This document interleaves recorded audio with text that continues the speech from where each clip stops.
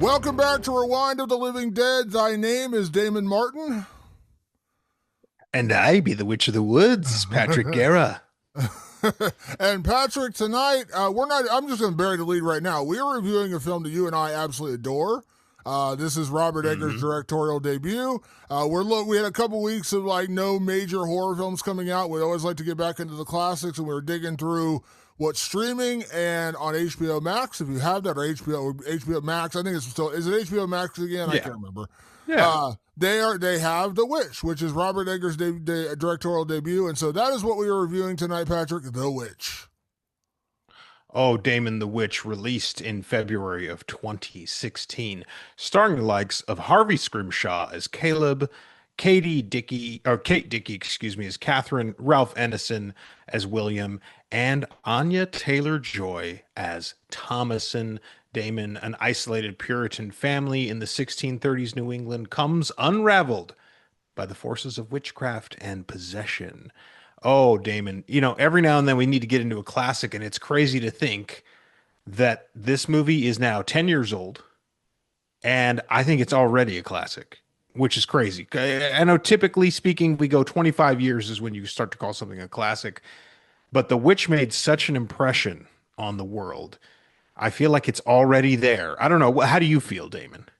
Well, I was a late arrival to The Witch. I didn't watch it when it first came out because I think it's pretty well documented on this show. I'm not a big period piece guy. I don't really love historical, dramas, horror films, anything like it. And obviously I've come around on some of those. I loved Guillermo del Toro's Frankenstein. And there are, I'm not going to say that there are definitely exceptions to the rule, but it's just not the first film I'm seeking out. They're like, hey, do you want to go see this?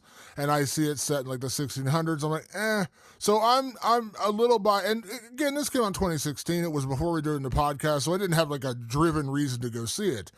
And I watched it a few years later, and the first time I saw it, it just knocked me on my ass. I was like, I can't believe I waited so long to watch this movie. And then I kind of became a Robert Eggers fanboy. I watched The Lighthouse. I went and saw The Northman. I had a special free screening of that, which was awesome, like a pre-screening before it came out. Now, my feelings on Nosferatu, but I just, The Witch just, it hit me so hard of something like I felt like I'd never seen something quite like this. And the performances are great. And by the way, just so everyone knows, we're full spoilers. This movie's 10 years old, so just so you're aware, we're not doing a non-spoiler section tonight. But this movie knocked me on my ass. But like I said, I didn't see it until probably 2019. Like, I didn't see it until a few years after it come out because, like I said, I just had this unnatural bias to those period piece films, and I just didn't seek it out. But when I did seek it out, oh boy, did it knock me on my ass! And I like immediately went out and bought the 4K, and I watched it several times since then. Now, did you see it in the theater?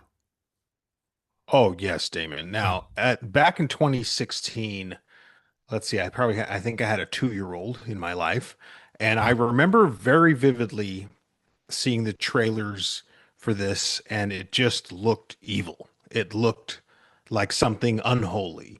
And when I hear the words evil and unholy, I think to myself, sign me up. Like whatever that is, whatever could be considered blasphemous, whatever could be considered, I'm wearing my The Devil's t-shirt today, another movie that was considered during its time a blasphemous movie. Like you're not supposed to see movies like this. They speak against all things that are holy, and you cannot watch movies like that. That is like a magnet for guys like me. I've just always grown up around that. I was raised very religious. I know you were too. And it's just something about this, like, you're not allowed to see that, is exactly the kind of movies that I ended up wanting to see. And so it really ticked that box, and I knew I had to see it. I was on a work job. I was on a job in Florida at the time, and it had come out that week. And because I was doing actually spring training for Major League Baseball, I was doing some stuff for Sony, and so we were running around Florida for all the East Coast teams, and there was a movie theater, and I said, I'm going to see The Witch. Anybody coming with me? One of the guys came with me from the job, and I was just like, hell fucking yeah. Like when I got out of there, I was like, this is exactly what I was looking for. And I'm like, I don't have any aversion to period piece movies, but they're not my first choice either. But what I was so struck by and this becomes an absolute staple of Robert Eggers, was just how immersed in that world I was. He has a knack for taking you and pulling you into the world and almost suffocating you with its authenticity. And I remember reading up a couple of things about it, and I was reading this like article at the time about how he had a background in production design, much like a lot of great directors. James Cameron, Ridley Scott have production design backgrounds, and he had a production design background, so he helped build these sets. And I realize now, watching it again for the podcast, how contained of a movie it is. It really just takes place on this tiny little homestead in the middle in this clearing in the woods. And so I was like, oh, I guess it's not that crazy that they built these things, but it's Robert Eggers. So you don't just build it. You read text from the 1600s and you figure out how they built houses exactly the way they built them. He went out, they didn't knock any trees down. They found old trees that had already fallen over as you would have during that time, and he used all techniques that were exacting to the time and place that he was depicting in his movie. And then he talked about the clothing options that him and his costume designer worked on, and how they had to use the exact kind of materials. And then he talked about how he was doing research for the dialogue for the movie. He researched tons of letters and correspondences from the 1600s to get the dialogue accurate. And I was like, this guy is a madman. Like he didn't need to go this hard into it, and yet every aspect of the movie was deeply considered as he executed it, and that shows in the final product. It is a movie like plucked out of time. If you told me it was made in the 1960s, I'd believe you. If you told me it was made in the 1990s, I'd believe you. It has this feeling to it that it just does it like other movies. They date themselves, and The Witch doesn't feel, it feels ripped out of time, and it's all that authenticity that we've come to understand with Robert Eggers is not a compromise. He's not going to compromise on things being period accurate. I mean, that's maybe part of the reason why a lot of people were divided on Nosferatu. He was like, that's how Nosferatu would have looked as a whatever 1400s lord in Transylvania. He would have looked exactly like that guy. He would have had that big mustache. He would have had that haircut. He would have wore that clothing. He would have wore that hat. And people are like, yeah, but I want my vampire sexy and cool. And he's like, fuck no, you're not getting that. You're getting the accurate thing, because he has this thing in his head that it must be accurate to the time. But to me, that dedication makes a movie that is very hard to forget, and The Witch might be right at the top of that list. You mentioned it right there. Robert Eggers is a slave to authenticity. Like, I was reading an interview with him from 2016 or maybe 2015, because it actually dropped, I want to say, like Sundance or one of the film festivals. Yeah. And then it came out like a few, whatever, 6 months, 8 months later in the US. The world got to see it in 2016, which is what I put as the release date, Right. because that's when it actually got released. But I was reading an interview with him. I believe it was like the Criterion Collection from like 2015, and this is like baby Robert Eggers, because he had two short films, and he was a theater director and a production designer. He had he didn't have any experience beside two short films. One of them was like an Edgar Allan Poe adaptation. There was like one other one he did. So this was not like Robert Eggers. Now we're like, oh yeah, this guy's going to be an Oscar winner one day. This is baby Robert Eggers. And the guy interviewing him asked him, he said, they talked about this being a horror film and also being like a family drama. And the guy said, do you want to do more horror? Like, what's your favorite genre? And he goes, is the past a genre? Because that's what I like doing, is something in the past. Like, that was literally his answer. It's like, I like the past. And clearly that's been a motif for him ever since. I mean, The Lighthouse, of course, The Northman, and Nosferatu. And to your point, by the way, for all the issues I have with Nosferatu, it wasn't the design of Nosferatu. It wasn't the design of the vampire. I had a lot of other issues, story issues more than anything. Not the execution, not the look of the film. But I think it takes a really, like, smart, clever director, because, like, I know people are like, God, do you have to compare everything to Tarantino? When Tarantino did Reservoir Dogs, like, he knew he had no budget.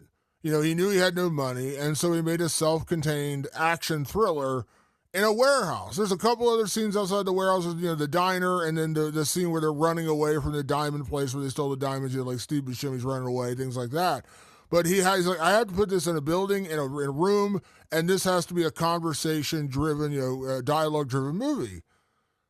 Robert Eggers takes The Witch and it kind of does the same thing in a way. Like he puts it all on a farm in one house and then like the woods outside the house and self-contains it. But the look, and going back to your point about the authenticity, like it's ridiculous because, and you got to remember, this is a guy who's directing his first feature film.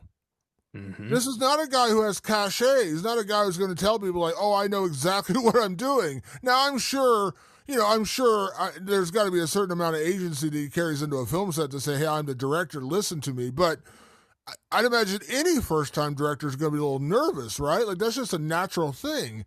That's why Steven Spielberg had to go make Piranha 2 before he could go make The Terminator. He had to get that experience out of him first to go make a big blockbuster. James Cameron, Or James Cameron, I'm sorry. Who did I say? Steven Spielberg. Steven Spielberg, sorry, James Cameron. Sorry, James Cameron, yes. James Cameron directed Piranha 2, The Spawn, I think is what it's called.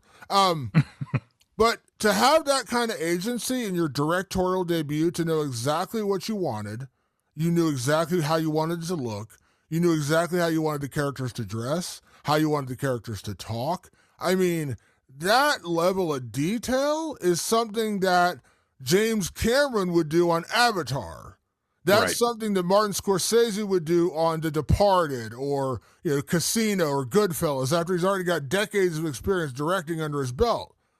That's why I know Tarantino, he get to his period pieces like Django and Inglourious Basterds, he get more detailed because at that point he's got all the power in the world and everyone listens to him. This is his first film.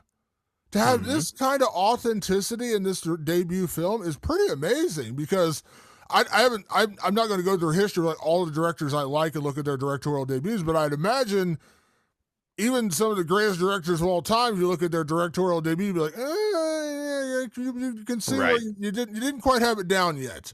It's a rare thing, and for Robert Eggers to pull this off in his directorial debut, because this film, like, I don't want to call it perfect. I think that's a very high bar to set for any movie, but the dialogue is great. The scenery is great. The cinematography, which we'll talk about later, I have a homage to pay to the cinematographer on this film. But the look of the film is great. The dialogue is great. The acting is great. And he obviously saw something early on in Anya Taylor-Joy. This is her film debut to go on to what she's become. It's pretty amazing. Like, it's pretty remarkable what Robert Eggers managed to do for his first ever film. You would never know this was his first film. You would say, oh, this is a guy who's probably made 10, 15 films at this point in his career. And he was relatively young. I want to say he was in his early 30s when he made this movie. Just really a prodigy. And everything he's made since has a very unimpeachable quality to it. Like, you don't have to like his stuff. I don't think that's what the conversation here is. It's just like, you can't look at it and go, that's a bad movie. Like, you just can't. Even, even story-wise, even your issues with Nosferatu were more so like, it's just too damn authentic. It's too damn exactly what I already knew, because he was never going to stray from the text. He was like, this is the text. We're doing the text. And you're like, yeah, okay, cool. But I already knew the text. So why did you just do it over again? I needed a little something extra. So he's one of these guys where it's just like, how in the hell do you do this well? And Damon, I got the budget in front of me. $4 million. We have talked about debut films. I think of Texas Chainsaw 3D. Do your thing, cuz. I think the budget on that was something like $20 million. And you go, where? They laundered the money. There's no way. Or Final Destination. How many? Yeah. The Final Destination, where you're just like, they spent $30 million or whatever on that movie, and you go, where? I don't see it.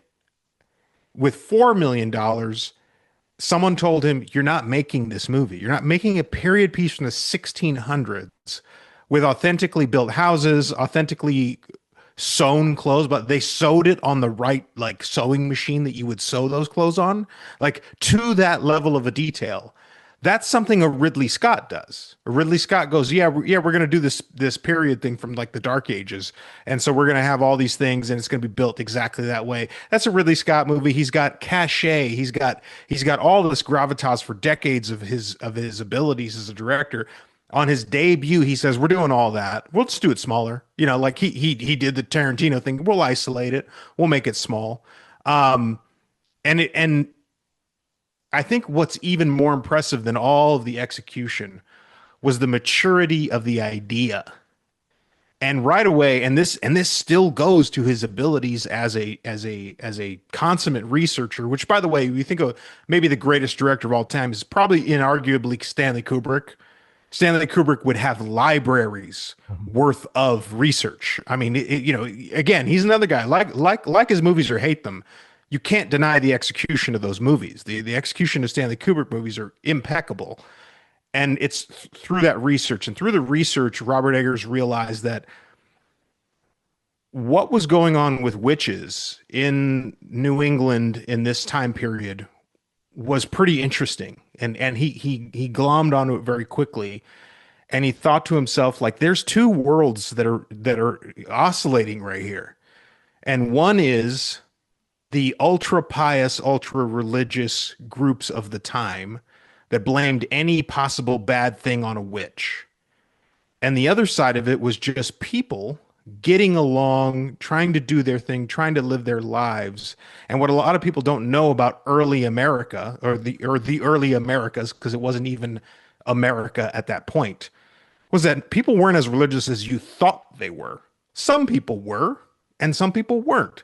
A lot of pilgrims from England were very religious. And what a lot of people, at least maybe forgot in their history classes, was a lot of those English people were kicked out of England because they were so annoyingly religious. England didn't want them anymore. So England said, you go to our other colony and go, I don't know, go farm or something. Leave us the fuck alone. Like we're tired of your shit. That's history. It's not me editorializing. I'm not opining. I'm not trying to bash religion. I'm telling you the facts. They sent a lot of Puritans, which was a very, very specific sect of religious people. And that is who Robert Eggers decided to focus on. He goes, what if the Puritans ran into witches? And what if witches weren't just the antithesis of Puritans, but just people themselves getting along and doing their thing, and they offer a completely different worldview up? And he decided to center it all around the character of Thomason, played by Anya Taylor-Joy. And when we meet her, I found this so interesting with one of the first things that he decides to do when we meet her. And I'm skipping ahead a little bit. I'm not actually talking about the very, very beginning where he's actually kicked out of the Commonwealth, her father William, for being too fucking religious and annoying. It's like, get the fuck out of here.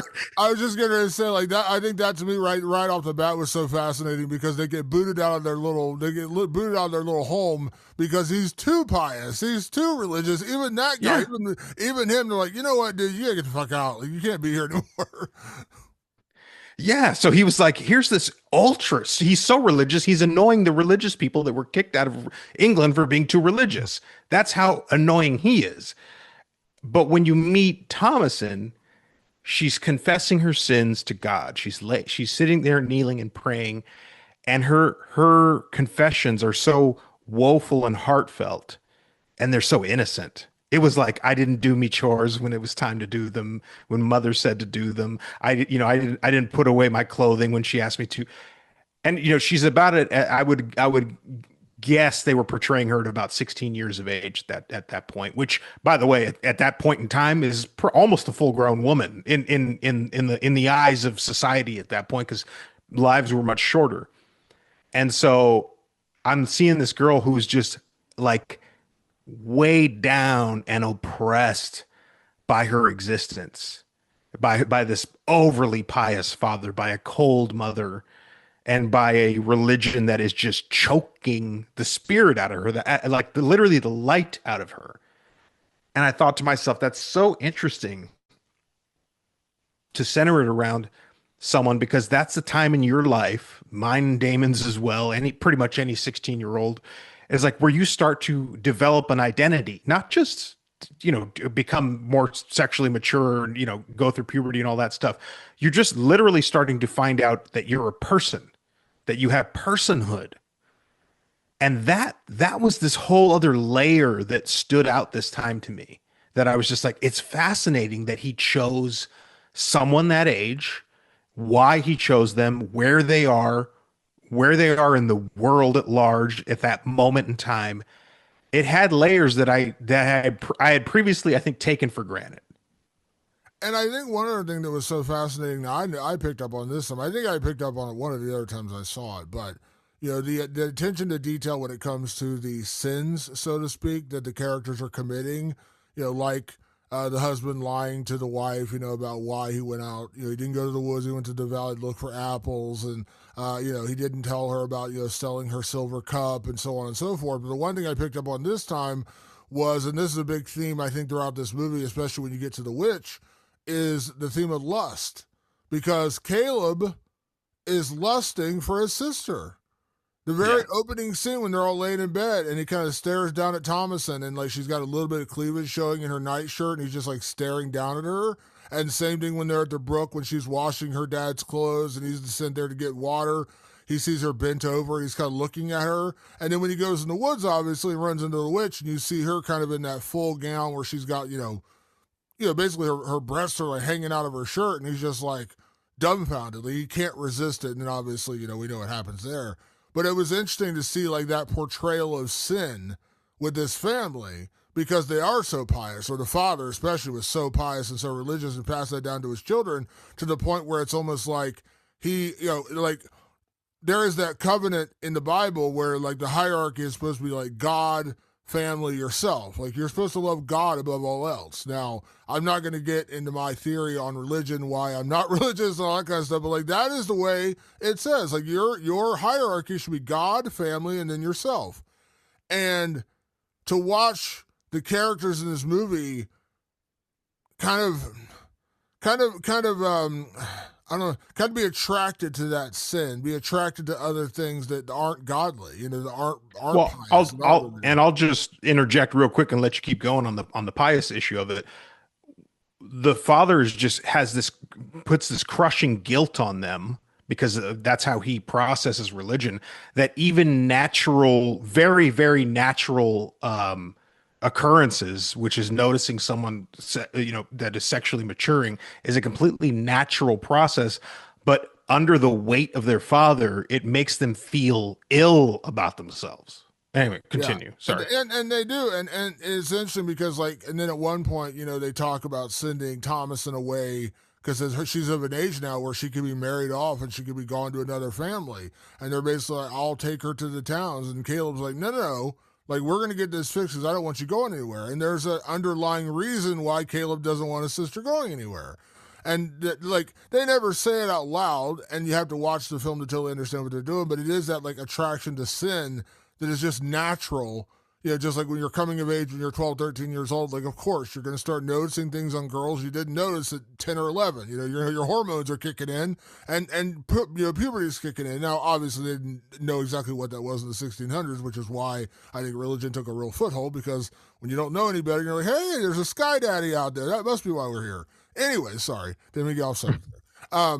But it is interesting to see that because the father is so rigid about religion, yet he's committing sins himself. And he's, like I said, he's lying to his wife. He's lying to his children.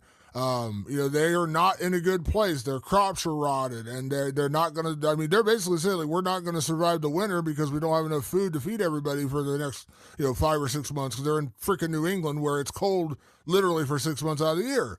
So it's interesting to see that divide of, like, the father and the mother, to a certain extent, having this just, like, overwhelming sense of guilt and need to feed their religion, yet they all, in some form or fashion, are committing sin. It's kind of funny because Thomason, who becomes the focal point and, like, the person who's, like, thrust upon them that she's evil, she's the witch, she's signed to deal with the devil, whatever it is, she's actually the one who is probably like obeyed God's word more than anybody else. Like she didn't lie to her. Like she didn't lie to her. She didn't steal the cup.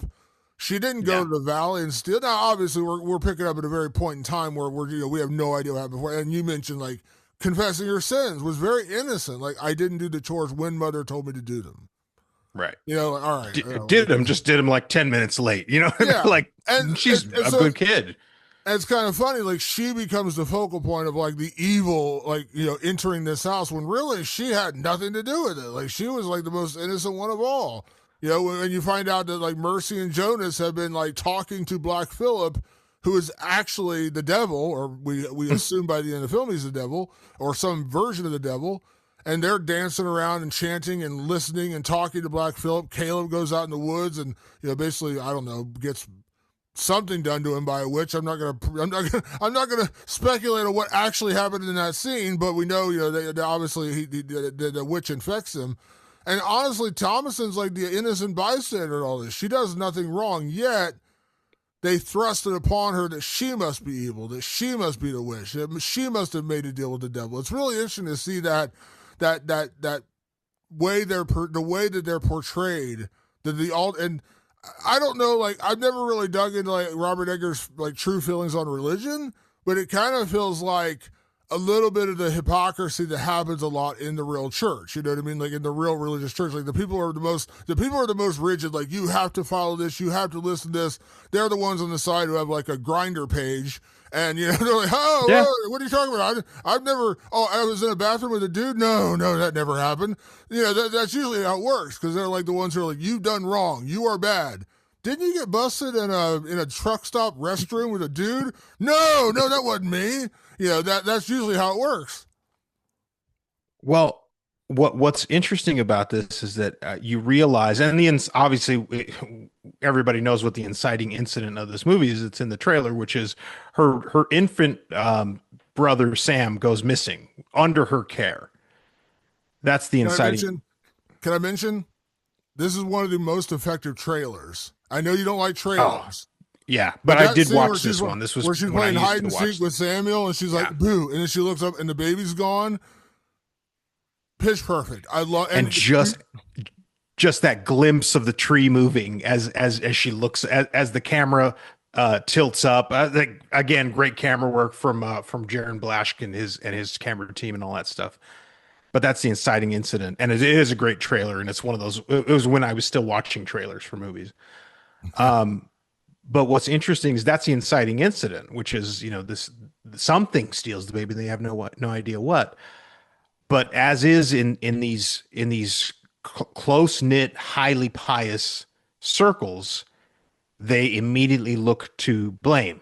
They go, well, we have to find blame for why something went wrong to us. We devote our lives to God, so why? Now, they could easily argue, and at times they wrestle with the idea of like, well, maybe it's because William is a fucking asshole and he got us kicked out of the Commonwealth, which was already a great religious group of people anyway. Maybe because we're too much for people, that's why we suffered. And he even has that conversation with Kat and says to her, like, hey, maybe, we've never lost a baby before. We have all these kids and we just lost the first one. We're doing pretty good. We're actually, this is the attitude of these highly pious people. But when they can't like assuage that, they turn to Thomason and they turn to her and blame her simply because she's a woman. And it's interesting to see that, like because she's becoming a woman. She is really at the point in her life where she's about to enter womanhood. And so the easiest thing to do is just go, bing, that's the guilty one right there. The one who tempts her brother, the one who teases her twin younger siblings, the one who dares be prettier than her mother, or even remove any attention from what's important to this family. It's like, no, that's absolutely not what's going on here. But in its own way, shape, and form, this movie is really talking about how women were to blame for things going wrong for no other reason than religion couldn't come up with a better excuse for why things were going wrong at the time. I meant to do this research, Damon, and if you know it, please chime in. There was this fungus at this particular time and place that was infecting crops all across New England. And I can't remember the name of it for the life of me, and it's my fault for not researching that. They just one shot, and you will miss it, is William looking at his corn and seeing that it has mold on it. And they were eating it anyway. What they have theorized is that during this time, people were consuming this molded corn and it was creating hallucinations. It was essentially a hallucinogen. And they were attributing their hallucinations to witchery. And Damon, the easiest thing to do is just go, it's that crazy woman over there who isn't as religious as us. We'll blame her. She's the one who's doing it. She speaks freely. She can read. Well, that's suspicious. It was literally just like, we can't explain what's going on, so we'll blame the nearest woman who isn't married to a man and serving him as his wife and mother of his children. And that's exactly what they were doing to Thomason. They immediately turn on their own daughter, even though William knows very well that he's fucking up left and right and he's trying to cover it up. He's not even doing a very good job of it. And eventually he even admits a lot of his faults because it just gets to a point where he can't. But the fact remains the same, is that we'll be better off if we just get rid of her. And I was like, this is low key a feminist piece as well, because it really explained in a very succinct, this is a very breezy movie, by the way, 92-minute movie, and it just flies. It's gone and done for a dramatic period piece. This thing really moves. But in that very short amount of time, they show how these communities turned on women, turned on single women, because it was easier to do that than to reconcile the shit that they were actually going through. And I love that. I love that about this movie, because I don't think you can deny it once you sit there and when you really sit with what's happening in it. Well, obviously Robert Eggers could have done a movie about the Salem witch trials, which of course were very, very famous, of that time period. But obviously that would have been a much bigger film. It would have required a much bigger cast, probably a much bigger budget. So he's like, I'm going to dwindle down the Salem witch trials, the persecution of women, into this one woman, into this one family, and that's what I'm going to focus on. Now, real quick, I did read about that fungus that you're talking about, but and if I'm wrong, somebody can write in and tell me I'm wrong. But I read this last night, and I was like, I did find it interesting, because I've noticed it before with the corn being rotted out. That particular fungus, from what I read, didn't affect corn. And that's why Robert Eggers has said it's not that, because there's always been he insists it's not, right? Is it supernatural, or is it all self-contaminated people who are hallucinating? And he's always insisted it's not that. It's not, it's what you see is what you're getting. And that was the research I found, that fungus doesn't grow on corn. And so the corn you see is rotted out. It is rotted, but it's not that fungus. So I don't know. I did hear about that. I did read about that, and I was curious, and I read the thing online where it said no. And Robert Eggers has been very upfront saying it's not that. Yeah. It's not, but he gives a clear nod to it. He gives a very clear nod, but he does say very publicly, he goes, no, I'm saying that those are witches and these are pious people. I'm like, he's not making any bones. Yeah, and I kind of appreciate that, but because I saw one interview from 2015 or 2016 when he was talking about it, and they asked him, like, do you see this more as a horror film or like a familiar drama? Because there's both elements. I mean, it's a very it is a dread-soaked film. I mean, this movie has to be like your boner film for Dread, man, because you love Dread. This is a dread-soaked film. But they asked him that question. He's like, it's whatever the audience wants it to be. They want it to be a horror film, it's a horror film. They want it to be a familial drama, it's a familial drama. So, like, I appreciate that part. But yeah, so I don't know if that's true, but I did read that. I've not done like a whole lot of research into the fungus of that time. But yeah, so but I have seen that theory out there. Like, was this really happening to them, or were they all hallucinating and they were just in one big weirdly fungus-induced hysteria? But yeah, I think this is, like I said, Robert Eggers was fascinated by witches. He dreamed about witches. Like, he grew up in New England, and this was like something he was fascinated by for a lot of years. And this is him making his Salem witch trial movie into one family, into one house, into one moment in time. And it's funny because while this movie is I take as a horror film. Don't get me wrong. Like I see the familial aspect of it, but I take this as a horror film. And while there are a couple of moments that are a little like, little, heart palpitations, like, oh shit, that kind of moment where it's like, oh man. This film is so dripping with dread from start to finish. From the moment that she does peekaboo and Sam is gone to the very end of the movie when the fucking wood's falling on the dad and the mom gets stabbed and the brother's dead and the kids are gone and Thomason goes out in the woods and joins the coven. Um, Everything is so dour and like depressing and just feels like it's going on a downward spiral of despair.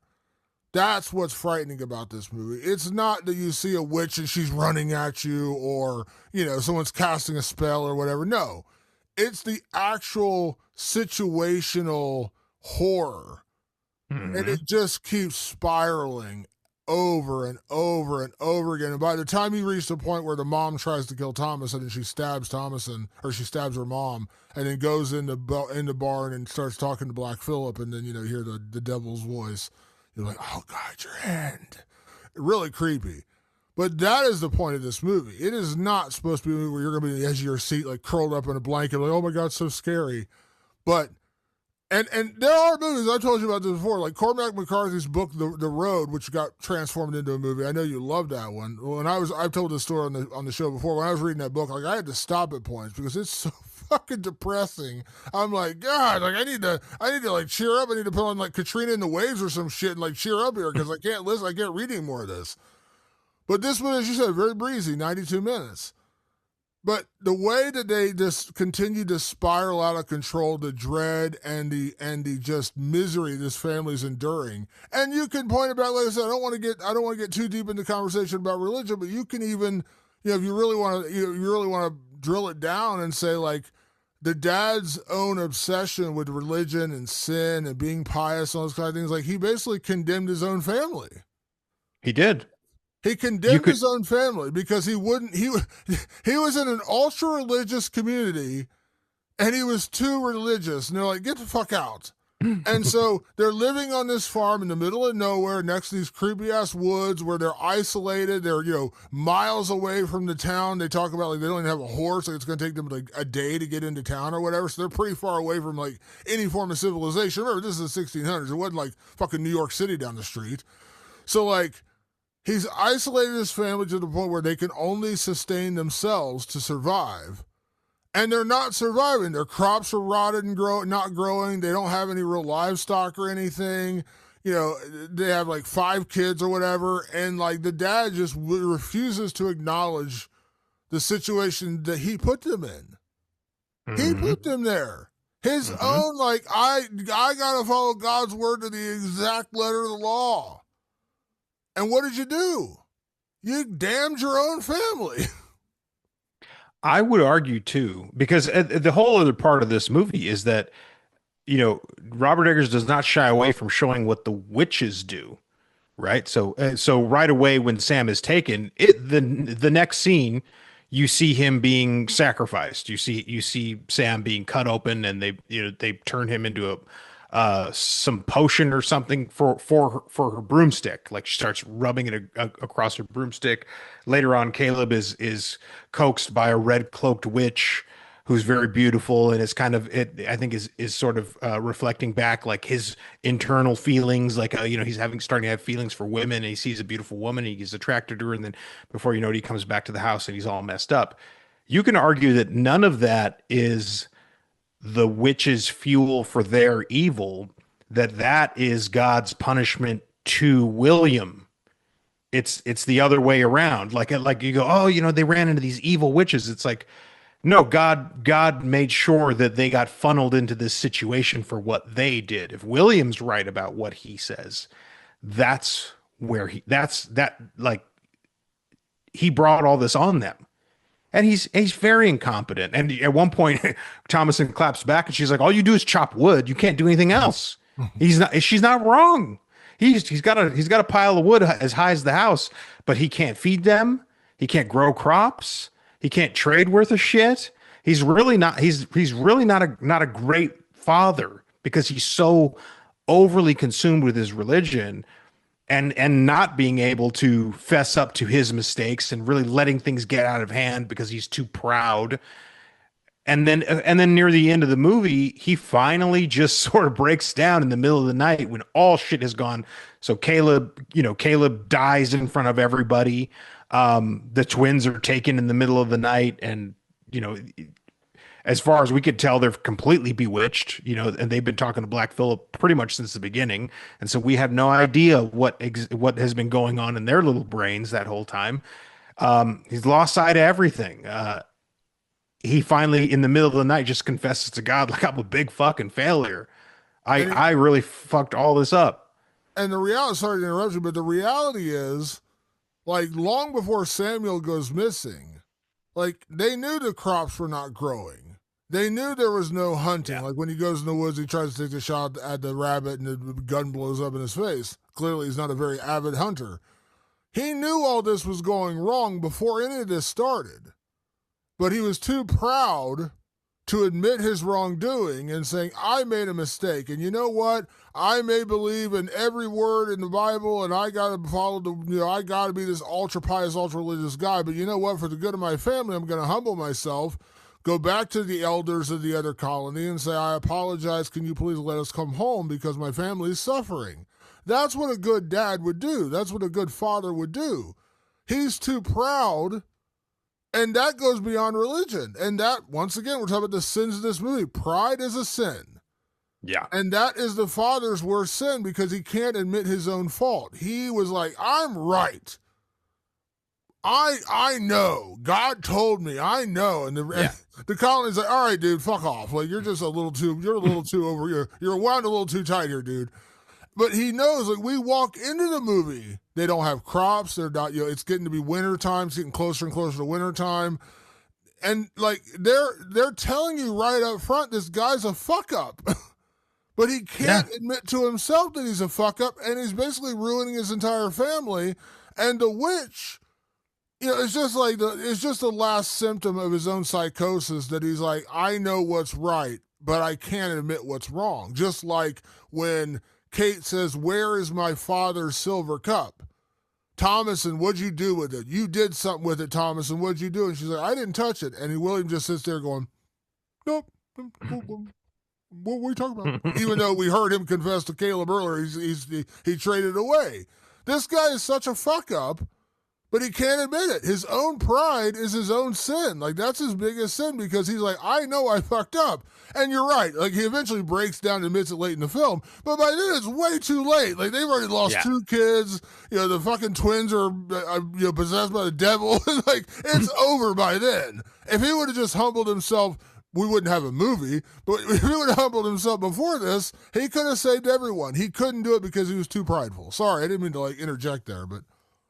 No, I mean that's the truth of it all. And at the end at the end of the movie, all shit has hit the fan. Like, it's just too late. All that confession is nice and good, Will. It's too late. You fuck this royally. And when he wakes up in the morning and the kids are gone, most of the goats are gored to shit, and things have gone bad in the middle of the night. Black Phillip is there. That fucking ornery ass goat. He headbutts Will, sends him into his pile of wood that he's been making, which I found very poetic. It's like he built this like little tower of being of his patheticness. Like, his patheticness was this tower of wood that he could chop because that's all he could really do. Black Phillip slams him into it and it collapses all over him and kills him. And Thomason's like, what the fuck? Like, clearly Thomason's not in on whatever the fuck is going on, despite the fact that her parents wanted to blame her for all of it. Clearly she's like, I don't get it. I don't get what's going on. Then mom comes out and she had an interesting night as she believed she saw her two dead children. And it turns out it was just an evil crow who has a taste for mother's milk. Let's just put it that way lightly. And she tries to kill Thomason because, of course, this is all her fault. When clearly, and this is what's really great about the movie and what Eggers is so good at, is he puts us in the perspective of the people that are there. We're not really outside participants. He knows how to kind of shape us into what they see. So we understand from Thomason's position, I don't know what the fuck's going on. And we understand from Kate's position, what the fuck? Clearly she must be a witch. Look at all this hell that's unleashed on us. So you understand why both characters are acting the way they are, but you have just enough objectivity to understand that Kate's wrong in attacking Thomason. She attacks her and, Thomason does what she can to save her own life. She kills her mother. She doesn't want to do that, but she had no choice. She goes into that room, collapses from the exhaustion of just one of the most fucked up moments of her entire life, which has already been a pretty fucked up month or two. Collapses, and then darkness falls, and she's just desperate. And there's Philip sitting, staring across from that fucking goat. And she's like, you better say some shit. You better do something. Because what the fuck? Like, I got nothing left here. And then he starts to whisper, Damon. And when he started to whisper, I went, fuck yes. Because that was Robert Eggers going, no, this is real. This is all really happening. This is all real. And he offers her up the world. Wouldst thou like to live deliciously? I actually have my friend. Shout out to Crafty Jasmo, by the way. Be sure to follow her on social media. She makes these great crafts. I have one of those Black Phillip "Would Thou Love to Live Deliciously" things that she made for me, and I have it in my bathroom because what a great line. Because where we started with Thomason was this girl who confessed not doing her chores, confessed not saying her prayers, confessed not doing the, she was as good and pure as a girl could be to her family and to the world, and it was never good enough for any of them. And what the devil offered up was, you're a good person. Do you want to live a good life? I can offer that if you'd like. And she's like, I don't even know how to write my name. I'll guide your hand. Don't worry about that. She's going to make a deal with the devil. In any other situation, you go, oh, don't do that. Don't do that.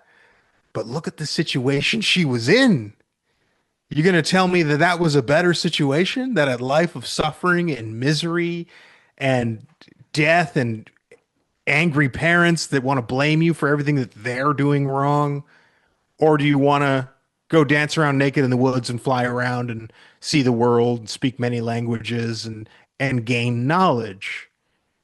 That's always been a thing in religion, which is don't worry about knowledge. We have the knowledge here in the good book. Don't you think about those other things? And if anybody tells you to think about those other things, those people are probably evil. Interesting narrative that Christianity has often pushed. I don't mean to sound anti-Christian or anything like that, but it's just interesting how the devil is in the details. The devil is in knowledge. The devil is in knowing more than I allow you to know. It's like, that sounds like gaslighting shit. I remember the first time I saw this, and when the devil speaks to Thomason and she's like, I don't know how to sign my own name. He's like, don't worry, I'll guide your hand. And he's basically telling her that, like, everything you've been put through, I have a way for you to have a much better life. That's the selling point. And it reminded me, which is so weird to remind me of this movie, but it did. It reminded me of that scene in The Devil's Advocate when Al Pacino is revealed as the devil, and he's just like, I encourage everything man ever wanted. I'm a fan of man. And he's like, who is God? He's an absentee landlord. He's a sick fucking asshole. He goes off, and it's like, the devil's like, I'm a fan of man. Like, I encourage man's every will and every whim and what they wanted. I encouraged it, whereas God punishes you for it. And in the old English version of what Robert Eggers is writing, that's what the devil's offering. He's like, I'm offering you to live a free life, to live deliciously. And yes, you can look at the other side and say you're basically cursing your soul to hell or whatever. But, like, in that moment, all she's had this entire life is her family telling her that basically everything she's doing is evil.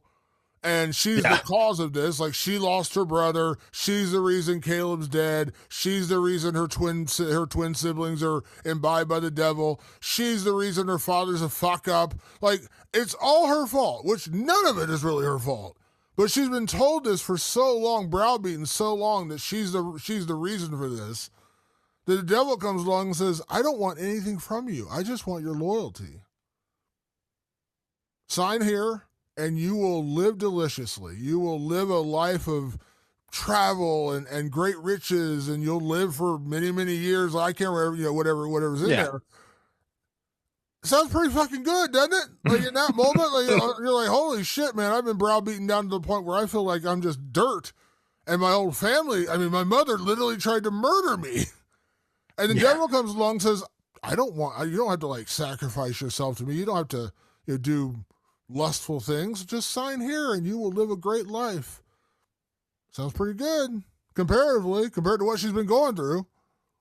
Yeah, if you look at it at the times, which is 100% what Robert Eggers is doing, he's going, I'm just weighing my options here.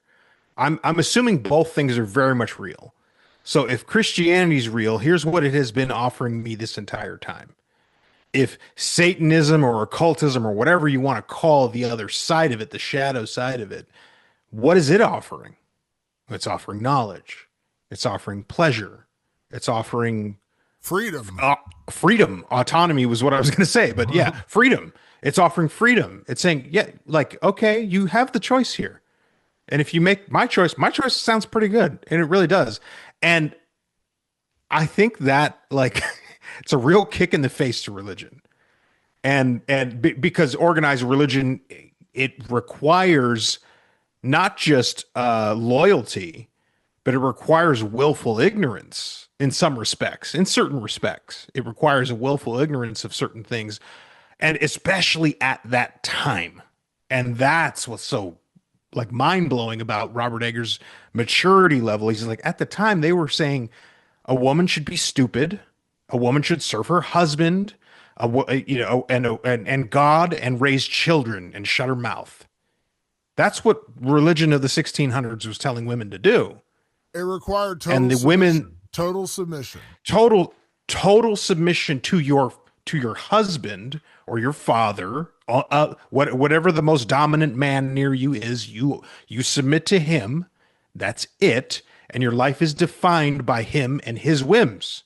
That's it. And the women of Salem at the time didn't have that same hang up, right? They came from different parts and all that stuff. So these women were like, well, I don't do that. Like, I've got Scandinavian family, and we go dance around fires naked, and we find berries in the woods, and we teach our girls to read and write and all these other things. Is that so evil?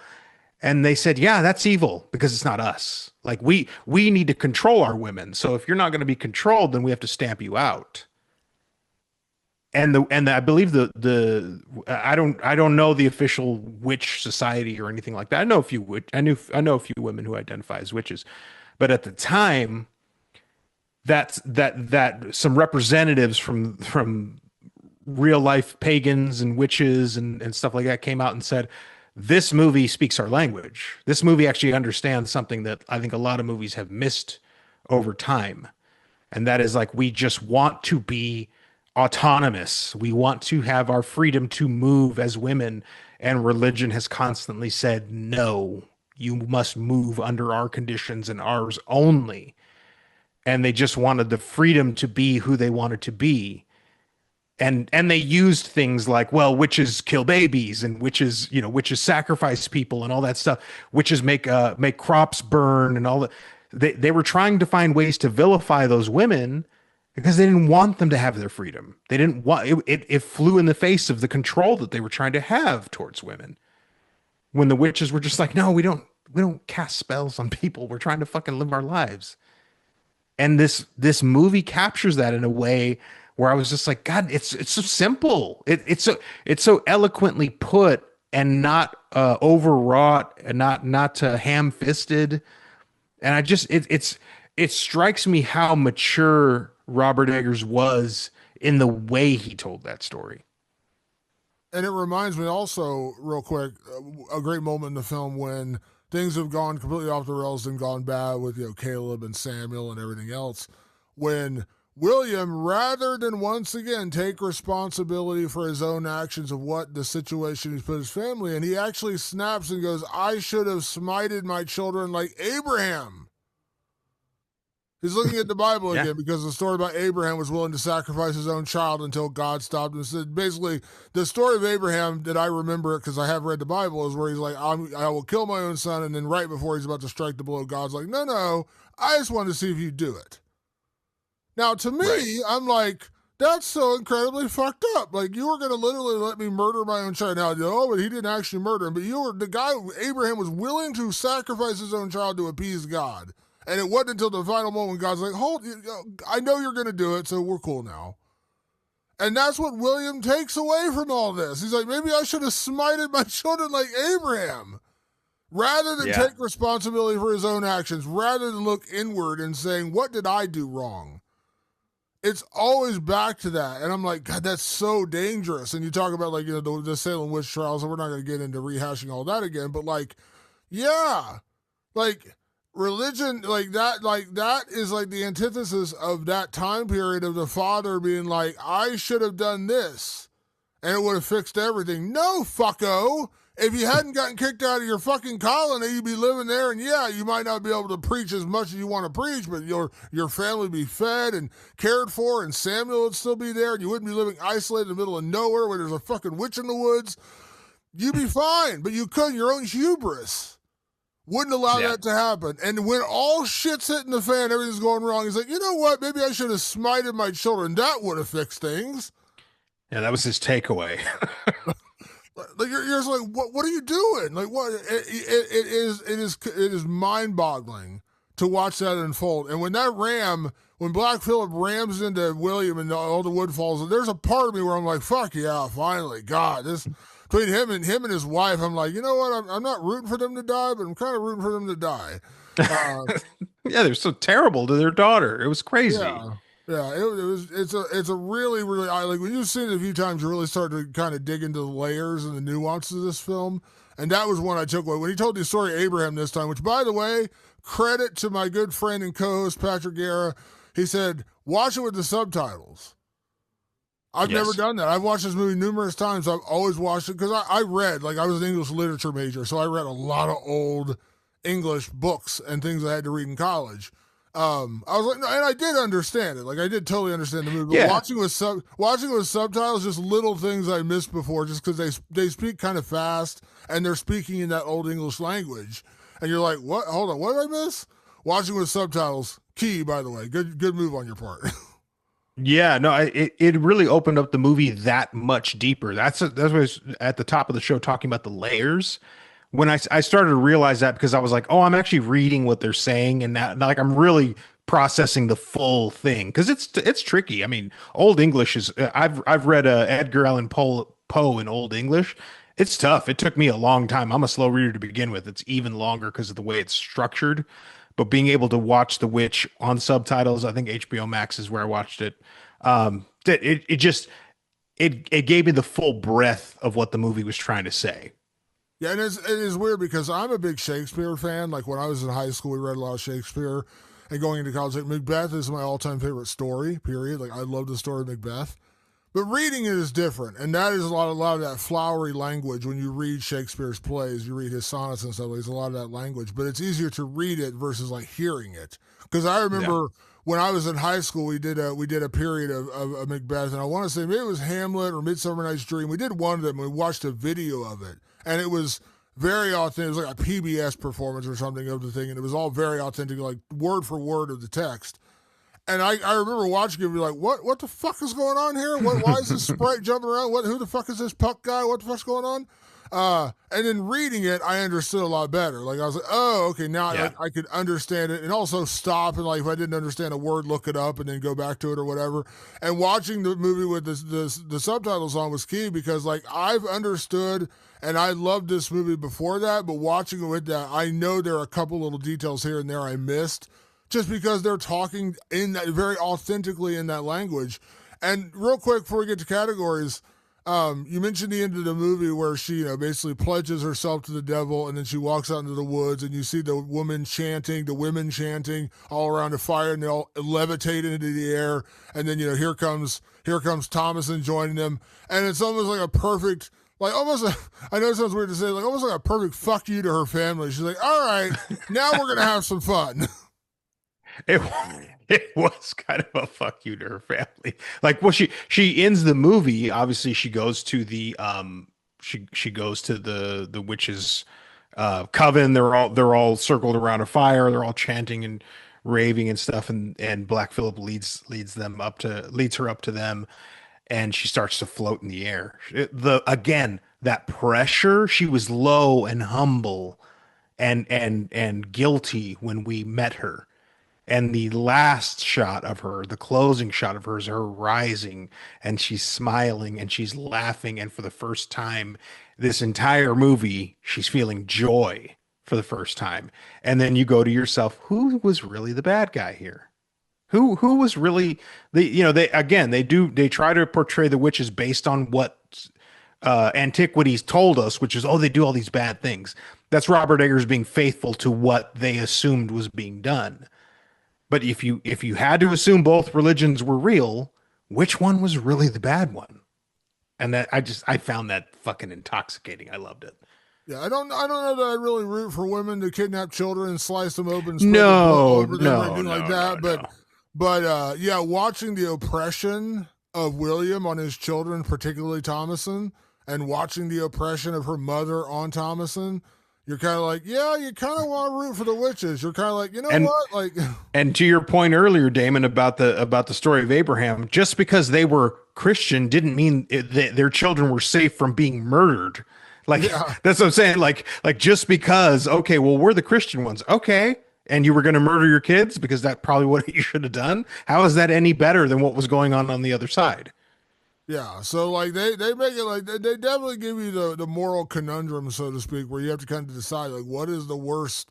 What is the worst thing here? Is it the people who are worshiping the devil and living by those rules, or living under that guidance, so to speak, or literally living under total oppression and submission, where you have a father basically saying, "We're going to sell you off to this family so we can get some grain and shit, so we can survive without you." Yeah.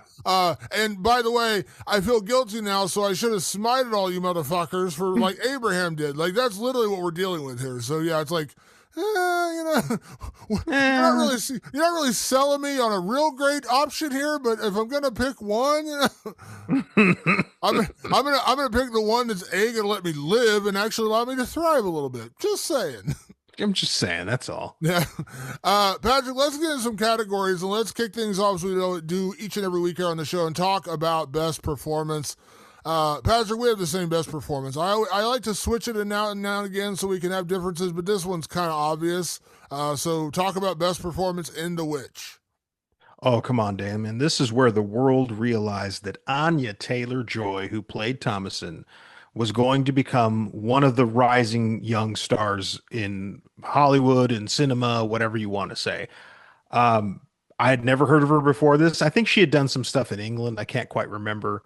This was Um, her feature film debut. I mean, she'd done some TV or something, but this was yeah, her I think feature she'd film done some debut. TV, but this was her first feature film, and I just thought to myself, like, whoever this young woman is, she's going to be real special. And truth is, that's exactly what happened. She turned into just somebody that you show up for her movies time and time again. And for her, I don't know how old she was when she did this, maybe 18, something like that. She's I think she pretty was like young. 19. I think she was 19 when they did the show. Yeah, and for her to portray a kid that well, to take on really complex text. English is not her first language. Spanish is her first language.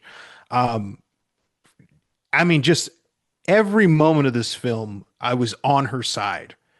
Because and again, he Robert Eggers wants you to at one point wonder if she's the witch.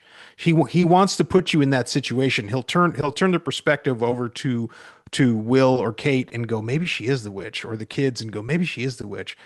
But I was never not on her side.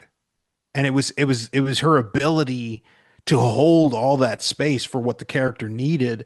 It's such a mature performance, ironically, for someone who's playing a little kid, a 16-year-old.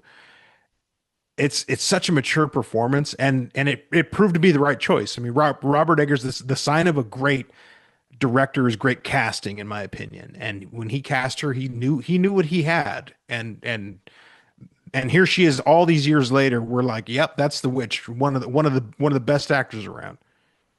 One of the stories I read from Robert Eggers talking about this when he was casting this film was, remember, first time director, first feature film. Anya Taylor-Joy was the first audition tape he saw. First tape. And Hmm. he's like, I see something in her. Now, I had the benefit of, as much as I wish I had been an early arriver to this film and seen it in 2016 in the theater, I didn't. I didn't see this till, like I said, maybe 2019. I can't remember the exact timeline, but it was later. And I had seen Anya Taylor-Joy in Split, which was the M. Night Shyamalan movie, which is also really good. James McAvoy's incredible in that movie. She's incredible in that movie, which is also where Lauren Lavera got her start. I don't know if you knew that or not. She played Anya Oh, that's Taylor-Joy's. right. Uh, she played She's in she that played her movie. she played her body double. No, she played her body double in that movie. She was like Yeah, the stunts for Anya Taylor-Joy in yeah, she did the Split. stunts. Um, that was my first experience with Anya Taylor-Joy. She was great in that movie. I don't know if you like Split, but she's really good in that Yeah, movie. no, it's a good movie. So when I saw The Witch, I was very well aware of who Anya Taylor-Joy was, and I had seen her in other things, and she was really good in those things. But then I saw The Witch, and I was like, God, she looks so young, because once again, I had seen her later in later years, and I was blown away. I was just like, oh my God, like she's always been this good. Like this was not like, sometimes you see early performances, you're like, you're not quite there yet. She was there. Like she was there. And I'm like, that's super impressive. And knowing that Robert Eggers saw her audition tape first and said, you know what? I like her. Let's put her in the movie. That says a lot. Now this cast is good, by the way. Like Yeah. obviously, you look at Kate Dickey, who was very well known for being in Game of Thrones, and there's other great. I want to be clear about that. Like none of the performances are bad by any stretch of the imagination. Obviously Ralph Ineson is iconic. Even the annoying little twin shoulder, and I'm saying annoying because they jump around and Yeah. punch a baby, but they're good. They're good, but like Anya Taylor Joy just steals the show, and this is her movie, and boy, does she carry it in such a really dramatic way. She really does.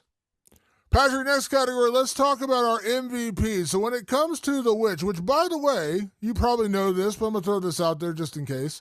Do you know why the title is the VV Itch? There's no W. Do you know the story behind that?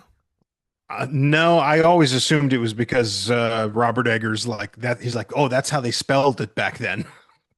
The letter W didn't exist in the alphabet at that time. Uh-huh. See, there it is. In that when they were writing, when he was reading all the old stories of that time and they literally lifting dialogue from those letters, those books, Hmm. and putting them in the movie, the letter W wasn't in the written word at that point. And that's what I read. Maybe I'm wrong, but that's what I Oh, I'm read. And so sure. that's why it's the VV, because there was no Yeah. W to write. So you get VV and it looks like the witch. I read it last night. I thought that was fascinating. So That makes sense too because I know you've been to Europe too, but every time I run through Europe, you realize every W is pronounced V out there. yeah. If it's welcome, it's welcome. It's if it's Viking, it's Viking. Like they have that weird like switch up that they do with things. So that makes sense to me. I just always assumed I was like, yeah, Robert Eggers just knew that's not how you spelled the witch back then, and sure enough, that's what happened. 100%. Sorry, I just had to interject. And like I said, maybe I'm wrong, but I read that and I was like, you know what? That actually makes a lot of sense. So, because like everything we've Sounds read, very Robert Eggers to me. like I've read plenty of books from that time period. Like I said, I'm a big Shakespeare fan, but it's been readapted, 100 times over. Like I'm not reading the original text from Shakespeare when I read the book in 19 or 2000s or whatever when I was in high school. So I just thought it was weird. I was like, you know what? That actually makes a lot of sense. So Patrick, sorry, with MVP, who gets your MVP for The Vitch? My MVP for the Vivitch is Ralph Ineson. And normally I like to maybe give a technical to the MVP, but truth be told, what Anya Taylor-Joy really needed was a shadow to play against. And that shadow was the character William. And Ralph Ineson, he's great in everything he's in. I've never seen him in something and it was like, oh, he's kind of phoning it in. That's not his way. He's a very good actor. Tons of period work. If it's a period piece that takes place between here and England, Ralph Ineson's in it somewhere. Like he's a great actor for that. He's got that very trademark, deep, gravelly voice. but what he was going through in this movie was such a great companion to what Thomason's going through in this movie. And I dare to say that this is probably Ralph Ineson's best role ever. I mean, he's given a lot of scenery to chew on, and he does it really, really well. And he is the real enemy of the entire movie. Some people might say it's Kate, the mom, but to me, it's him. It's he committed all the sins, and they're all paying for his sins because he won't own up to them. As we've labored through this whole the entire podcast. And so I really think to myself, like, this needed these two actors to really rise to this occasion, or it wasn't going to land the right way. And Ralph Ineson knew, he goes, I cannot, for the love of me, let the audience sympathize with me at any one point. Even in my most pathetic moments where I'm begging God for forgiveness, I'll still remind people why this is all my fault. Like he had the gear and the understanding to do that as an actor. And I was like, yeah, this movie would fall apart if he didn't hit his notes the way Anya Taylor-Joy was hitting hers. He plays a coward. Yeah. I mean, really, William's a coward. You know, he's Yes. the man of the house, he's the father, he's the husband. He's a coward. And the way that Ralph Ineson plays him is why that works. And by the way, Ralph Ineson's voice is so iconic. I mean, I can't like it reminds me of the late great James Earl Jones. When you heard James Earl Jones, you knew it was him. Like, you're like, oh yeah, it's James Earl Jones. Ralph Ineson kind of has that kind of voice. Really, oh yeah, it's Ralph Ineson. And I was looking through his filmography, like, God, I've watched so many things with Ralph Ineson, kind of forgot because he's a very much a character actor. You know, he's not generally a lead. Now, obviously, he's one of the leads in this movie, but he's generally not. He kind of is like that. He's like fifth or sixth on the call sheet. He's not like the guy who's on the poster and everything. But he's so good. I don't know. Did you see the Fantastic Four movie, the one with Pedro Pascal? He does the voice of Galactus, and I was like, as soon as I heard it, I was like, "Hey, Ralph Ineson!" Like, I knew it immediately. You just know that voice. He is really good. Patrick, my MVP is going to none other than cinematographer Jaron Blaschke. Now, if you know Robert Eggers, you know Jaron Blaschke because he has literally been the cinematographer for all of Robert Eggers' films. Now, he's done a couple other things on his own, but they came up together in theater and design. And now they're like a married couple, for lack of a better analogy, because when Robert Eggers talks about him, he's like, we have a shorthand where we know what we want and he knows how to deliver. But the visuals of The Witch, I would argue, are almost as important as the acting and the actual dialogue, the look of this film. And I read an interview with Jaron Blaschke where he talked about 90 to, I want to say it was 90 to 95%, I might be a little bit off on the numbers here, was all shot in natural light. Mm-hmm. No lighting. They weren't bringing in the fucking big rigs and the lights like you would know, And obviously, in most movies, they hide it really well. You're not getting like, I have lights on me right now to light me during our podcast, and it looks fairly natural. But like, they do it in a way where it looks natural. You know what I mean? But he did this movie in natural light. Now, you are a filmmaker. I'm not. I'm just a film fan.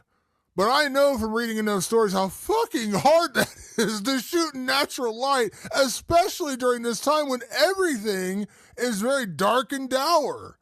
They're making it look like October, where like I live in a state where we get all four seasons.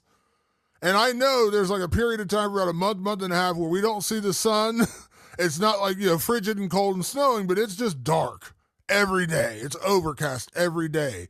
And that's what this movie looks like. But I was stunned when he said that. Like 90 to 90, I want to say it was about 90 to 95% of this movie is shot in just natural light. And it looks phenomenal. Phenomenal. It looks so good. It's really about choosing when to shoot, especially with natural light. You just have to pick the right time. Like, look, free plug for myself. My film, The Path, that's going through festivals right now. It's a horror film shot completely in the daylight with natural light. And you've seen it. I think it looks pretty damn good. That's my personal opinion. That was all so intentional. And we didn't have any extra equipment with us. I bet I'm willing to bet that even for some of the daylight moments, they had at least a bounce card or a reflector to just add a little bit more light. But when you're shooting in completely natural light, every shot has to be intentional. You cannot just shoot willy-nilly, or before you know it, it just looks like you just took a camera out and were shooting around your house. It won't have the same punch and the same magic that regular movies give us. You have to be very thoughtful with each shot you're taking, even in natural light. It does matter when you shoot, how you shoot, the shots that you choose. Everything goes into account. We thought of every single shot we could possibly do on the path because we knew we're shooting in regular sunlight. We have to turn the camera just so if we put it over here, it'll look bad. If we put it right there, it'll look good enough that it'll feel cinematic. That's a lot of work for a guy like Jaron Blaschke, and a guy who spent most of his time in theater before this, knocking it out of the park on this movie. I mean, the movie looks phenomenal. And like I said, I would argue this movie doesn't work without the visuals. Like the way it looks, the way it's Oh yeah, shot, no, it's a complete thing. Yeah, it's all it doesn't. one piece. Yeah, this is a very like you got like stark contrast of colors. Like everything's very monochrome. And they all have that overcast sky the entire movie. Like I don't think you ever see the sun in this movie, any of that. Like that is just it was remarkable rewatching it, because I had actually read the interview before, and I wanted to watch it under that knowledge, and I was like marveled at how good the film looked, knowing that he wasn't working with lighting kits and fucking big overhead lights and trying to dim it down to where it looks natural, because that's generally what a lot of films do. They try to make it lit. They light a room, they light a stage to make it look natural. Jaron Blaschke's like, no, we're going to do it in natural light, and I think they shot this film over like 25 days. It was a real short shoot. It wasn't a long shoot at all. So you're dealing with the elements, you're dealing with rain, you're dealing with snow, you're dealing with cold weather, warmer weather. To get all this done, man, I'm like, geez, man. And like I said, the visual of this movie really do make it. So Jaron Blaschke gets my MVP. Next category, Patrick, best fucked up moment. And there are quite a few in this movie. What is your favorite best fucked up moment in The Witch? My favorite fucked up moment in The Witch will always be Kate and the Crow, is what I'll call it politely. She has this vision when Black Phillip is finally deciding, he's like, I've had enough of this family. I'm going to really, I'm going to turn up the heat in here. Kate comes, she's been mourning the loss of Sam, and now she has to mourn the loss of Caleb. And so she's a wreck, and she's been turning all of that hatred and negativity towards Thomason. And then in the middle of the night, she sees Caleb and Samuel in her room. She goes to them. Of course she would, right? She's this mother in mourning, and she needs to feed the baby. He hasn't eaten since he disappeared all those weeks ago. And she sits down to breastfeed him, and then all these things boil up, and then they cut back to her, and it's her sitting there in her chair laughing maniacally as a crow picks at her nipple. She's breastfeeding, and she is really breastfeeding the crow, because you see her later in the morning, she has blood on her gown where her nipple would be. The reason not just because it's a great fucked up moment, because it is, but it's such a core memory for me when seeing this movie, because I told you earlier that I went with one of the guys from work. He was a nice guy, Damon, a dad, loved baseball. That was kind of his thing. He loved being at these jobs with us, because he liked to be around the baseball players and stuff. Just a good dad, good nice guy. And he goes, "What are you going to go see tonight, Patrick?" "I'm gonna go see this movie called The Witch. It seems pretty crazy." And he's like, "You know what? I'll go with, man. Nice guy. I mean, just a jovial, nice guy." We're sitting down, we're watching this movie, and that scene comes up, and I can hear him next to me go, "Oh my God. Oh my God." Like, it was too much for the man. It was really just, I let him into the world that I roam around in, the dark little shadowy corners of the world that I play in. And I think I severely traumatized that guy that day. And it was that scene that finally put him over the edge. Yeah, that is a very remarkable and very disturbing scene, especially like when you see her feeding Samuel, and then they cut back and it's the crow literally pecking at her nipple. You're like, oh God, it's pretty gnarly. There are a couple of scenes I consider for this one. I mean, there's definitely like I said, there's definitely more than one fucked up scene in this movie, but I don't know why it affected me different watching it this time. Maybe it was the fact that I was like less focused on the dialogue because I was able to read everything with subtitles. But when the witch kidnapped, because originally I was going to say when Caleb goes in the woods and the witch makes out with him, and then you see her real gnarled hand grab him from behind, it's pretty fucked up, and you're like, oh God. And that's when Caleb, returns and he's all infected and fucked up. But watching the scene, and I'm not a dad. You're a dad. I'm not a dad. So I don't have, I don't know that feeling, that attachment, that love, that unconditional love for a child, or what normal parents like you would have, not fucking super Yeah. dad William. Or super god dad William. But when the witch, you see Samuel crying, and then she literally slices the baby open, and she's slathering herself in the blood, and her broomstick. It's fucking gnarly. I mean, it is super gnarly when you see her like on her butt and like all over her stomach. You see the blood just spreading, and you're like, oh, she's like bathing in this baby's blood. I've seen it numerous times, and I've always thought, man, that's messed up. But just something about this time, I don't know if it was like maybe I got a better TV now or something. I don't know what it was, but then you hear the like oil slick sounds of her rubbing her body with the blood, and you're like, oh, it's just it's stomach churning. It's a scene so early on in the movie that reminds you evil is out there. You can interpret it any way you want. You can say the evil was the witches, or the evil was, the religion, or the evil was just evil, whatever it is. But it was a stark reminder that you are not safe here. Like what is going to happen is so horrific that you're not going to be able to, deny how dangerous the rest of this movie could possibly be, because we're not going to hold back right here, right now, minutes into the movie. You're just like, holy shit, that's a lot to take in right now. And you're like, yeah, and it could get worse. And it also tells you in that moment like how messed up this family is, because after Sam goes missing, when Caleb goes in the woods with his dad's telling him like, yeah, Samuel was born a sinner.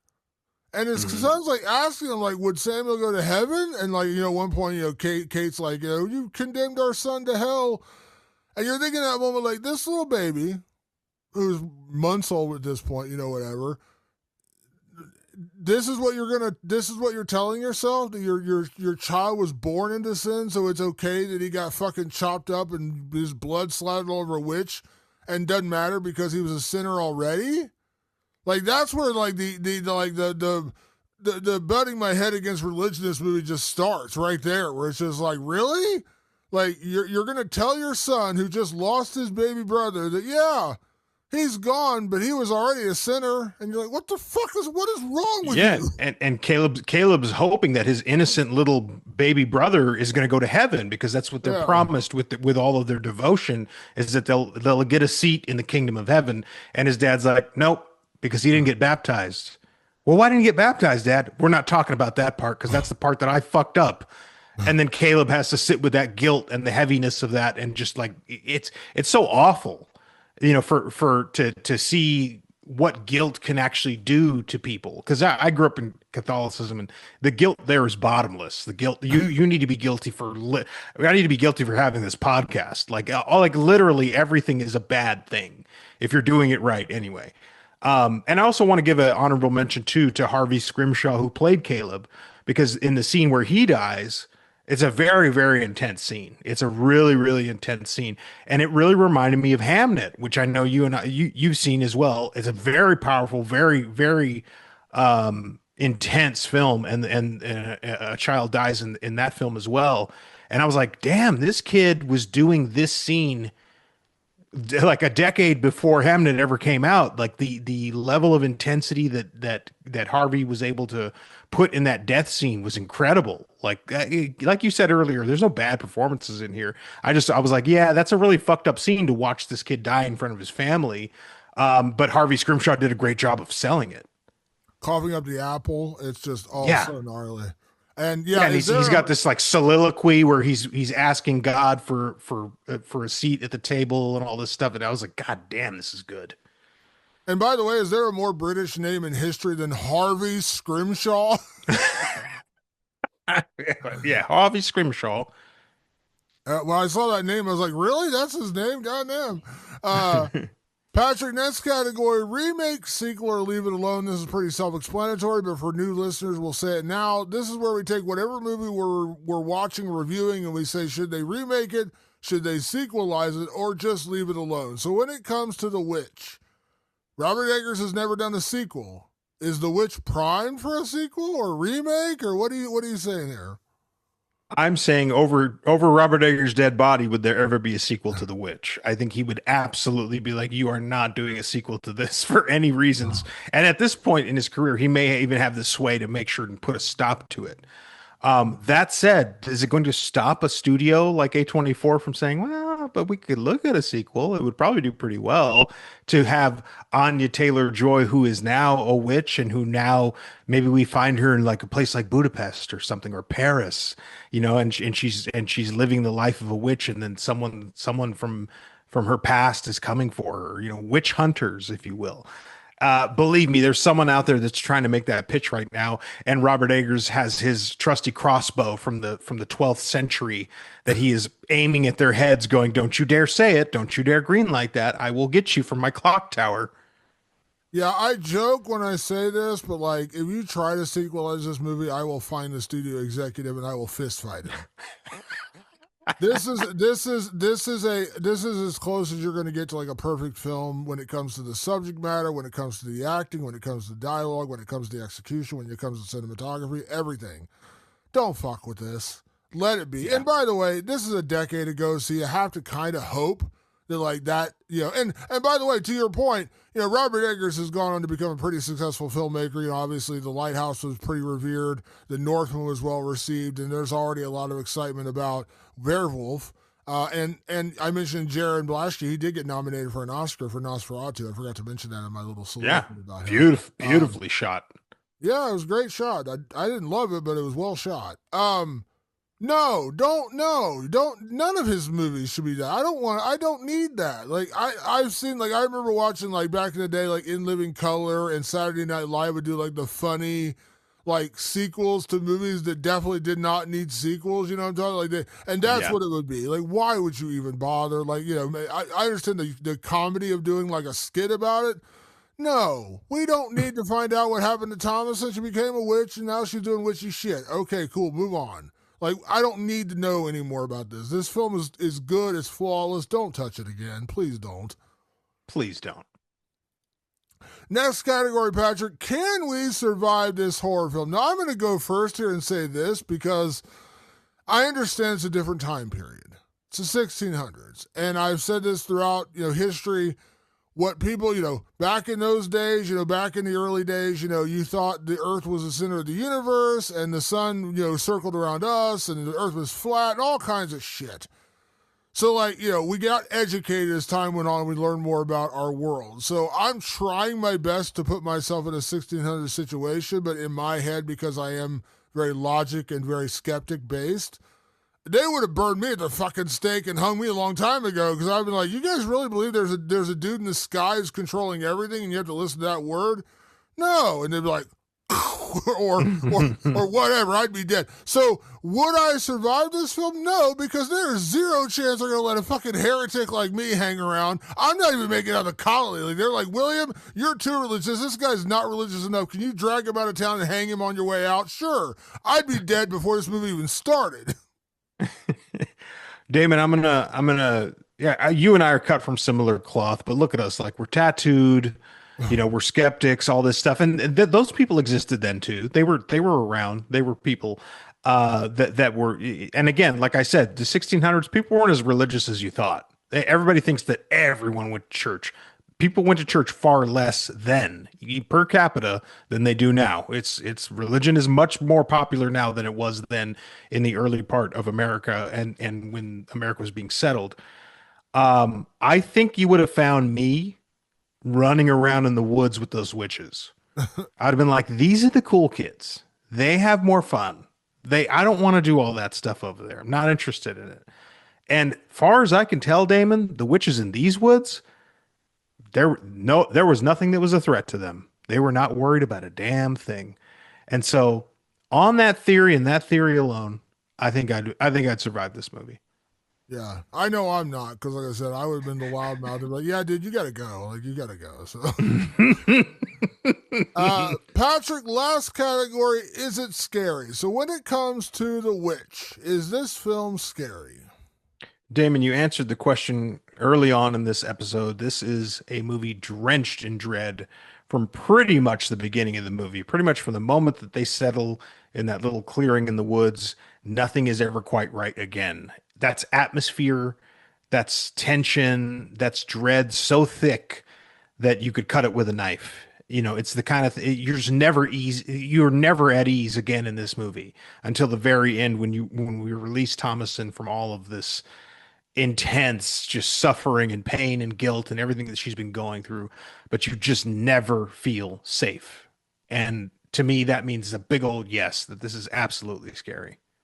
Our love for the ending of The Mist.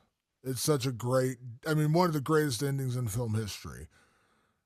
The Witch is like the moment when all those people pile into the car in the mist and they're trying to get out of town, but they realize there's creatures all around. The mist is still there, and they're basically fucked. Like, there's not getting out of this. The Witch is like 90 minutes of that scene. Yeah, it's true. It is 90 minutes of being trapped in that car, and then the end of the movie is just like, you know what? We're fucked. Like, that's literally that and I love that about this movie because it just goes from bad to worse to worse to worse, and it just escalates and ratchets up the tension and ratchets up the dread. And weirdly, as weird as it sounds, it gives you a satisfying, almost, I won't say happy conclusion, because people are like, God, you happy everyone died? But I'm like, you know what? Like, I'm happy Thomason survived because they treated her like shit. So yeah, I'm kind of like, it kind of did give me a happy ending because I was happy that she got out from under her fucking family's thumb. But yeah, like, this is a movie that's just like 90 minutes of that missed car ride. Yeah. I love it. And it's scary. And like I said, it's not gonna have you on the edge of your seat, and it's not gonna have you like crawling up under the blankets where you can't sleep at night. But this film will stick with you. It is so atmospheric. It is so dreadful, and really did set the stage for Robert Eggers' career in so many ways. Absolutely, Damon. Happy 10 years to The Witch. Well, Patrick, The Witch is available on HBO Max right now. You can stream it, so go check it out. I hope everyone at this point has seen it, or you just don't care about spoilers. We've spoiled the shit out of this movie the entire podcast. So check it out. It is out there. Clearly, Patrick and I just slathered this film with praise. So go watch it. It's a perfect film. And to Patrick's credit, watch it with the subtitles. You will notice a difference.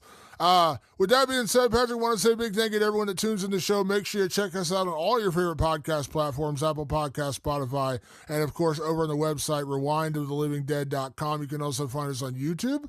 Once again, just search Rewind of the Living Dead. You can see our reactions to everything we're talking about on this podcast. And of course, check out patreon.com/Rewind of the Living Dead. You can get early access to this episode. We're recording this on a Thursday night. It will go up on Thursday night. The regular release is not until next Tuesday night going into Wednesday. So you're getting almost a week ahead of time. So $5 a month. Patreon.com/Rewind of the Living Dead helps us out, but also gets you early access to those episodes. We also do a Film Core podcast. We just put up our Project Hail Mary release, our Project Hail Mary review. That's up there. We do those once a month, and you guys vote on them, decide what we're going to review. You're putting up a new poll soon. I know one of the films I'm really hoping doesn't It's up. win. There's a film on there I really hope we don't end up reviewing, but maybe we will. And hey, you guys decide that. If you want to torture me, I'm not going to tell you which one it is, because then you really will do it just to fuck with me. But there's one on there I'm like, oh God, I hope we don't have to review this. But if you guys pick it, we'll review it. So check that out as well. Obviously, check us out on all your favorite social media platforms. You got questions, comments, movies you'd like us to review. We'd love to hear from you guys. Hit us up anytime on Twitter/X, Facebook, and of course, Instagram. Once again, just search Rewind of the Living Dead. You will find us over there. And you can also find us on our personal social media channels. I am at Damon Martin, and you are? At Director Patrick. And a big thank you, as always, for everyone that tunes in the show. Make sure you come back next week for more Rewind of the Living Dead. Thanks for tuning in. We'll see you then. Peace.